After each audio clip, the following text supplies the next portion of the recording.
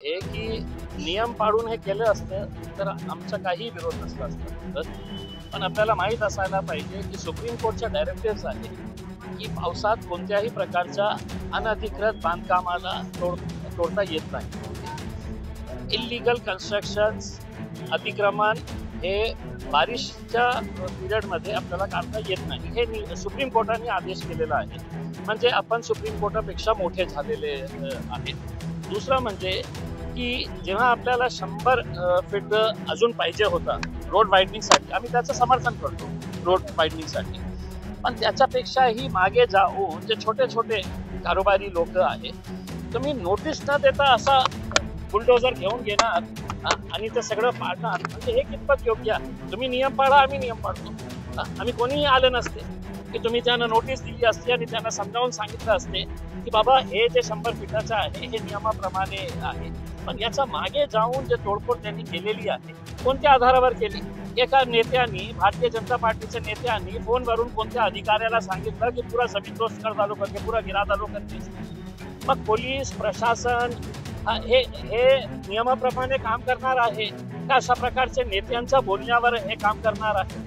म्हणजे दुर्दैव असं वाटतं की मी या शहरामध्ये इतकं वर्षापासून आहे, पण अशा प्रकारच्या प्रशासन आणि पोलीसचं जे काम आता सुरू आहे, कोणी नेता बोलतो याच्यावर FIR करा, करून टाका. कोणी नेता म्हणतं की हे पाळा, सगळं पाळा, ते पाळून टाकतात. म्हणजे काही नियम तुमच्यासाठी नाही आहे का? तुम्ही नियम पाळा ना. समजा काल काही लॉ अँड ऑर्डरचा इश्यू झाला तर काय तुम्ही दमदाटी करून पोलीस फोर्स आणणार आणि हे सगळं करणार? मग प्रश्न हे होतो की त्यांना कम्पेन्सेशन कोण देणार? आज ते कुठे जाऊन राहणार आहे? काहीतरी त्यांना ऑल्टरनेट जागा द्या ना तुम्ही.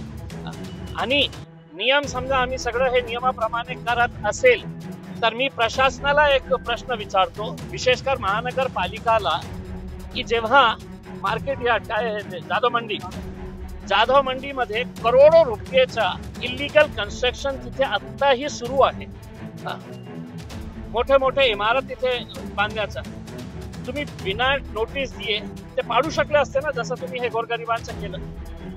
पण तिथे जे लोक इन्व्हॉल्व आहे ते मोठ्या राजनैतिक पक्षाचे मोठे मोठे नेते आहे आणि करोडो रुपयांचा तिकडे भ्रष्टाचार सुरू आहे. म्हणून काय आम्ही नोटीस पाठवत आहे. मग यांनाही नोटीस द्यायला पाहिजे होतं.